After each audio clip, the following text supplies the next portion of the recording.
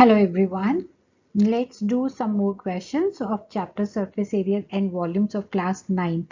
Today we will do question number 7th to question number 11th of exercise 13.2. Learning outcomes. After watching this video, you all will be able to apply formula to find the curved or total surface area of right circular cylinder. Let's do exercise 13.2. Question number 7 is the inner diameter of a circular well is 3.5 meter. It is 10 meter deep. Find its inner curved surface area and the cost of plastering this curved surface at the rate of rupees 40 per meter square. Suppose this is the inner curved surface of the well and it is given that this is 10 meter deep. So from here to here it is 10 meter and its a diameter is 3.5 meter. So it means its inner radius will become half of the 3.5. So 3.5 by 2 meter we can say its radius. We have to find out the inner curved surface area. अब well है obviously ऊपर से खुला है नीचे सारा water है तो उसकी जो प्लास्टरिंग करनी है वो इनर कर्व्ड सरफेस पे ही करेंगे. So let's define radius and height first. So radius को हम लोग लिख लेते हैं 3.5 बाय 2 क्योंकि वो डायमीटर का हाफ हो गया. इसकी जो डेप्थ है या इसकी हाइट है बात एक ही है तो डेप्थ को हम लोग h ले लेते हैं. This is 10 metre. Now first part we have to find out the inner curved surface area. So inner curved surface area के लिए सिलेंडर का कर्व्ड सरफेस एरिया का फॉर्मूला 2 पाई आर एच. चलिए वैल्यूज डालते हैं. पाई की value 22/7, r is 3.5 by 2 and h is 10. Now let's simplify this. ये decimal हटा नीचे 10 आ गया. 10 1s are 10, 7 5s are 2 1s are 2, 2 1s are 2. So the inner curved surface area is 110 meter square. This is inner curved surface area of the well. Now the second part is we have to find out the cost of plastering this curved surface at the rate of rupees 40 per meter square. So cost of plastering at the rate of rupees 40 per meter square is equal to, that is 1 meter square का 40 rupees है तो 110 meter square का कितना cost होगा. So 40 multiplied by 110, so this is equals to 4,400. So this is the cost of plastering the inner curved surface of the well. Now question number 8 is in a hot water heating system. Hot water heating system आप इसको geyser ले सकते हो या immersion rods होती है जिनसे पानी गर्म होता है. तो in a hot water heating system there is a cylindrical pipe of length 28 metre. अब सिलेंड्रिकल पाइप की लेंथ गिवन है और उसका डायमीटर गिवन है. Find the total radiating surface in the system. Radiating का मतलब बेटा ये हुआ कि जहां से हीट एमिट हो रही है, जहां से हीट निकल रही है. अब यहाँ पर आप थोड़े से कीवर्ड्स देखो. It's a pipe. अब पाइप है ये दोनों ही तरफ से ओपन होगी. It will be open from both the sides because it's a pipe. ठीक है. सो यहाँ पे उसकी लेंथ 28 मीटर है. So that is this will become 28 meter and its diameter is 5 centimeter. So radius will become half of the 5, that is we can write 5 by 2 centimeter. अब बेटे यहाँ पर उन्होंने बोला find the total radiating system radiating surface in the system. अब देखो यहाँ पे surface की बात कर रहे हैं और radiating surface की बात कर रहे हैं. रेडिएटिंग मीन्स जहां से हीट एमिट हो रही है. अब हीट एमिट कहाँ से होगी? वो एमिट होगी इसकी कर्व्ड सरफेस से, है ना. ये जितना भी उसका कर्व्ड सरफेस है यहीं से हीट एमिट होगी तो ही जाके जो वाटर है वो गर्म होगा. ठीक है. तो अब यहाँ से ये पता लग गया we have to find out the curved surface. We can not find the total surface because it's a pipe. Question को पढ़ो और समझो, आपको अपने आप पता लगेगा कि कर्व निकालना है एरिया, कर्व सरफेस एरिया और द टोटल सरफेस एरिया. अब यहाँ पे यूनिट्स देखो बेटे. जो length of the pipe is in metres and the radius is in centimetres. So we have to make the unit same. Question में कहीं नहीं बोला गया कि आपको किस यूनिट में निकालना है. So you people are free to find the answer. You can find in centimeter square, you can find area in meter square. So that's entirely up to you, right? So let's define radius. Radius is equals to r, which is half of the diameter, 5/2 centimeter, and its length or height एक ही बात है, is equals to h. This is 28 meter. I am converting this into centimeters, right? So because 1 meter is equals to 100 centimeters. So this is equals to 2800 centimeter. So we have to find out the total, therefore total radiating surface. Total radiating surface का मतलब हुआ है they are talking about the curved surface area of pipe, which is equal to 2 pi r h इस case में, क्योंकि सिर्फ उसका outer जो है वहां से हीट एमिट होगी. Pi की value 22/7, r is 5/2 and h is 2800. Now let's simplify this. This 2 and this 2 they are cancelled out. 7 4s are 28 and 2 zeros. So this is equals to 4400 centimetre square. अगर आपने इसका metre square में आपने इसका answer निकालना है, यहाँ पर आप इसको डिवाइड करोगे. I think I have written 1 0 less, it will be 3 zeros, right? So आप इसको simplify करोगे, you'll get this. Suppose you want to change this into meter square. If you want, there is no compulsion.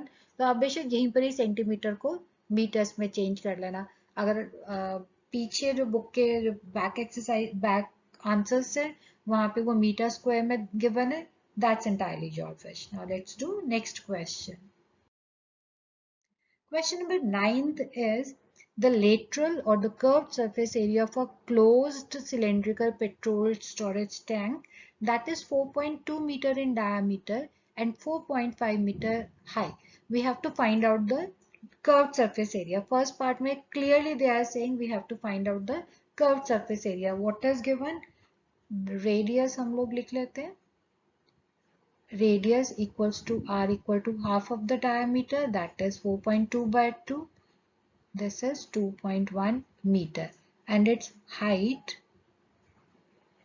is equals to 4.5 meters. ठीक है, चलिए अब सबसे पहले हम लोग फर्स्ट पार्ट करते हैं. Curved surface area of petrol tank, क्योंकि उन्होंने बोला ही हमें कर्व्ड सरफेस एरिया निकालने के लिए. सो कर्व्ड सरफेस एरिया का formula 2 pi R H. Values डालते हैं. r की वैल्यू r is 2.1, h है 4.5. अब इसको हम करते हैं सिंप्लीफाई. ये डेसिमल हटा, ये डेसिमल हटा. सो 7 1s are 7, 7 3s are 21, 5 9s are 45, 5 2s are 10. This 2 and this 2 they are cancelled out. अब इनको आगे हम लोग मल्टीप्लाई करते हैं. हमारे पास क्या बचा? 822, 3 into 9/10. So on simplifying this, we'll get its answer as 59.594/10 meter square, which is equals to 59.4 meter square. Now this is the first part. अब इसके बाद बेटे हम लोग करते हैं अब सेकेंड पार्ट. अब सेकेंड पार्ट बेसिकली अगर हम लोग एग्जामिनेशन पॉइंट ऑफ व्यू से देखें तो ये थोड़ा सा इंपॉर्टेंट क्वेश्चन है, क्योंकि यहाँ पे अगर आप सेकेंड पार्ट देखो इसको बहुत प्रैक्टिकल यूजेज है बेटा. Second part है how much steel was actually used if 1/12 of the steel actually used was wasted in making the tank. अब सबसे पहले आपको मैं इस फ्रैक्शन का मीनिंग बताती हूँ. आपने एक चीज देखी होगी कि अगर सपोज आपके पास एक पेपर ही है, पेपर से अगर मैं आपको बोलूँ कि आप एक क्लोज्ड सिलेंडर बनाओ, तो डेफिनेटली जब आपने उसकी कटिंग करनी है और पेस्टिंग वगैरह करोगे तो कुछ ना कुछ पेपर की वेस्टेज जरूर होगी. यहाँ पर शीट है. 1/12 of the steel actually used was wasted. 1/12 का मतलब ये कि बेटा अगर एक सपोज ये एक शीट थी, इस शीट के 1/12 का मतलब है शीट के 12 इक्वल पार्ट्स किए गए.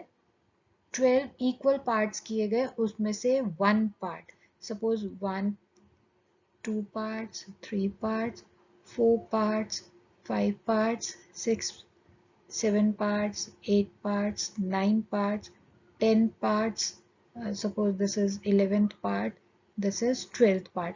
ये बड़ा मेरे से थोड़ा सा इक्वल नहीं बना, मतलब फ्रैक्शन में ये चीज याद रखना, they have to be equal, right. ये 12 इक्वल पार्ट्स है। इन 12 इक्वल पार्ट्स में से सपोज ये वाला जो पार्ट है वो वेस्ट हो गया, so how many are left?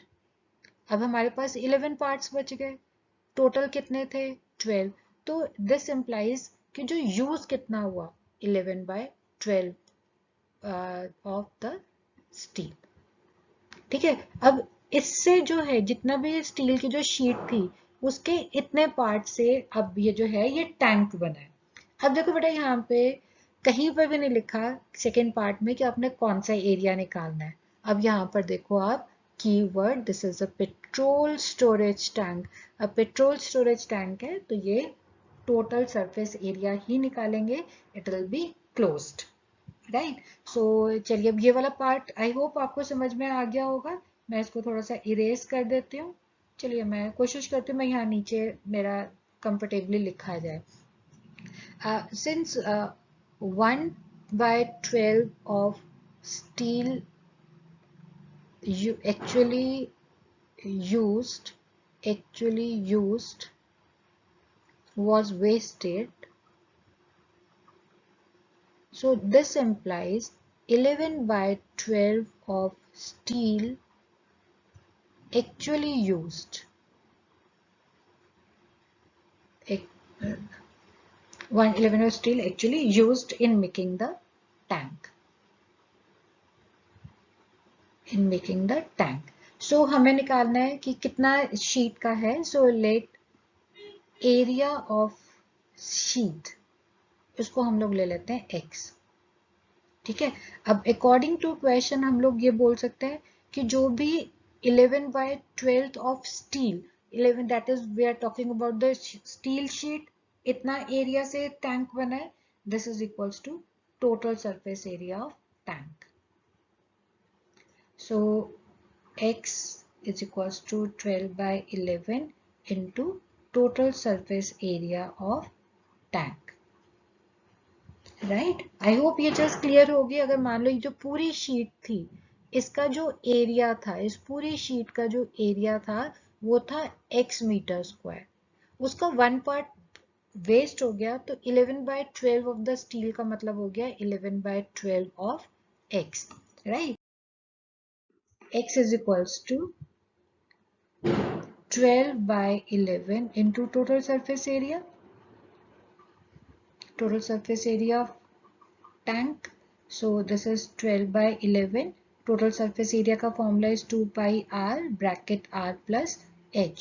So 12/11 into 2 pi की वैल्यू 22/7, इसका जो 2.1 मीटर था इसका radius, into 2.1 bracket radius is 2.1 and its height is 4.5. So 12/11 into 2 into 22/7, 2.1, चलिए डेसिमल हटा, नीचे 10 आ गया। On adding these two you will get 6.6। अब इस 6.6 का भी डेसिमल हटा, नीचे आ गया 10। अब इसको हम लोग सिंप्लीफाई करते हैं। So 11 2s are 22, 7 1s are 7, 7 3s are 21. So this is equals to 12 into 2 into 2 into 3 into 66 over 100, right। चलिए बस को आगे कैलकुलेट करते हैं। हम 2 2s are 4, 4 3s are 12, 12 into 12 is 144, 144 को अगर आप 66 के साथ मल्टीप्लाई करोगे आपको मिलेगा 9504 and this is by 100, so this is equals to 95.04 meter square. All through, if you want to write meter square you can write, right. So this is the total surface, this is the actual area of the petrol tank. Now question number 10th is in figure 13.12. It's given in NCERT. मैंने NCERT book से ये copy किया है. You see the frame of a lampshade. It is to be covered with decorative cloth. The frame has a base diameter of 20 centimeter. Base diameter 20 centimeter है, तो radius कितना हो जाएगा उसका half. तो radius को हम लोग लिख लेते हैं 20/2, that is 10 centimeter. And height 30 centimeter. So height 30 centimeter, that is यहाँ से लेके यहाँ तक it is 30 centimeter. So height is equals to, अभी जो given है इसकी is 30 centimeter, right? अब margin of 2.5 centimeter is to be given for folding it over the top and the bottom of the frame. अब बेटा इसको आप इस वजह से समझो कि अगर suppose ये एक लैम्प शेड का ये साइज था, अब आपने उसको जब डेकोरेट करना है, किसी भी क्लॉथ से आपने उसको कवर करना है, तो ऑब्वियसली वो जो आपने इस क्वेश्चन के अकॉर्डिंगली ये है कि आपने थोड़ा सा लंबा लिया, राइट? ये जो पार्ट है, ये जो है इट इज 2.5 सेंटीमीटर, ये आपने इसको अंदर फोल्ड करना है. सिमिलरली ये जो पार्ट है ये इसके अंदर फोल्ड होगा, राइट? सो इसका मतलब ये कि देखो लैम्प शेड की तो हाइट हमें 30 सेंटीमीटर गिवन है, लेकिन क्योंकि हमने क्लॉथ को ऊपर और नीचे दोनों तरफ से अंदर की तरफ से फोल्ड करना है, मार्जिन 2.5 सेंटीमीटर गिवन है, सो इट मीन्स ये भी 2.5 हुआ, ये भी यहाँ से लेके यहाँ तक दिस इज ऑल्सो 2.5 सेंटीमीटर. सो अब जो हमें क्लॉथ जो उससे कवर करना है वो एक्चुअल हाइट हमारी क्या इसकी क्या हो जाएगी 30 plus 2.5 plus 2.5, that is margin from both the sides, so it will become 35 centimeter, right? I hope clear है बेटा, क्योंकि यहाँ से लेके यहाँ तक this is 2.5 centimeter margin, यहाँ से लेके यहाँ तक this is also 2.5 centimeter margin, जो कि हमने इसको अंदर की तरफ इसको fold करना है according to this question. Now we have to find out how much cloth is required for covering the lampshade. अब lampshade को जब cover करना, हम इसकी curved surface को cover कर रहे हैं. So according to question, cloth required, area of cloth या चलिए cloth required is equals to curved surface area of lampshade. और लैम्प शेड की उन्होंने शेप जो बताई है वो फिगर में वो आपको सिलेंड्रिकल दिख ही रही है. So we can write 2 pi are h. अब वैल्यूज डालते हैं. Pi is 22/7, radius is 10 and h is 35. So let's do the simplification. 7 5s are 35. Now 2 into 5 is 10, 10 into 10 is 100, 100 into 22 is 2200 centimeter square. So therefore for covering the lampshade, 2200 centimeter square of cloth is required. Now let's move to next question. Question number 11th is, the students of a Vidyalaya were asked to participate in the competition for making and decorating pen holders in the shape of a cylinder with a base. A pen holder है, it has to be have base using cardboard से बनाना है. Each pen holder, चलिए सबसे पहले एक pen holder हम लोग बना लेते हैं. So suppose this is the pen holder and with the base, ठीक है. इसका जो रेडियस है दैट इज 3 सेंटीमीटर. इसका यहाँ से लेके यहाँ तक रेडियस इज 3 सेंटीमीटर. डिफाइन करते चले जाते हैं साथ के साथ. Radius equal to r equal to 3 centimetre and its height is 10.5 centimetre. यहाँ से लेके यहाँ तक 10.5 centimetre. So height is equal to h equal to 10.5 centimeter. The Vidyalaya was to supply the competitors with the cardboard. If there were 35 competitors, how much cardboard was required to be bought for the competition? अब बेटा आप आपको 35 competitors के लिए ये provide करना material, तो आपको ये बताना है कि कितना कार्डबोर्ड बाय करना पड़ेगा। हम लोग एक काम करते हैं, हम लोग एक पेन होल्डर के लिए देख लेते हैं कितने की जरूरत पड़नी है, कितने कार्डबोर्ड की। तो अगर एक के लिए पता लग गया तो हम 35 के लिए इजीली निकाल सकते हैं। So let's find the area of one pen holder. Area of one pen holder वो कैसे हम निकालेंगे? Curved surface area plus area of base plus area of base. Curved surface area का formula 2 pi are h, base circular है तो पाई are square. अब इसमें से बेटा आप कॉमन लेके पाई आर को कॉमन लेके सॉल्व करना चाहते हो वैसे कर लो, या फिर कर्व्ड सरफेस एरिया अलग से निकाल लो, बेस एरिया अलग से निकाल के आप ऐड कर लो। मैं कॉमन लेके कर रही हूँ। So I am just taking pi and R common. We can take pi r common, अंदर बचेगा 2h and here it is r. Pi की value 22/7, r is 3.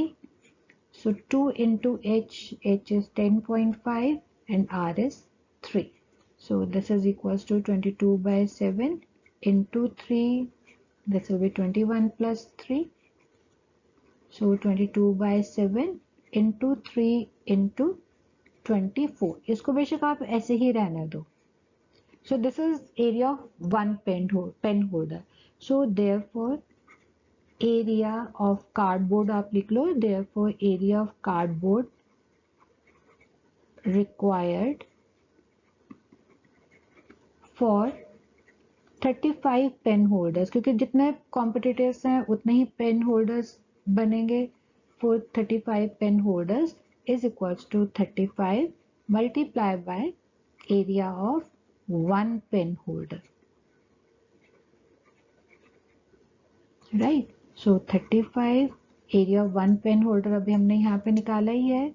So 22/7 into 3 into 24। चलिए बस को सिंप्लीफाई करते हैं। 7 5 35, इन सबको अब मल्टीप्लाई करके देखते हैं क्या आंसर आता है।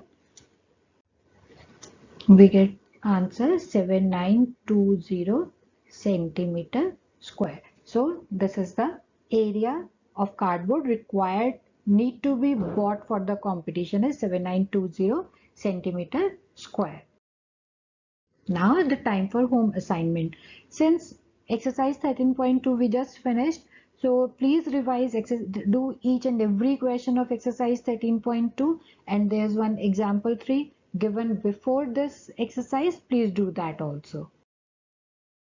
Thanks for watching.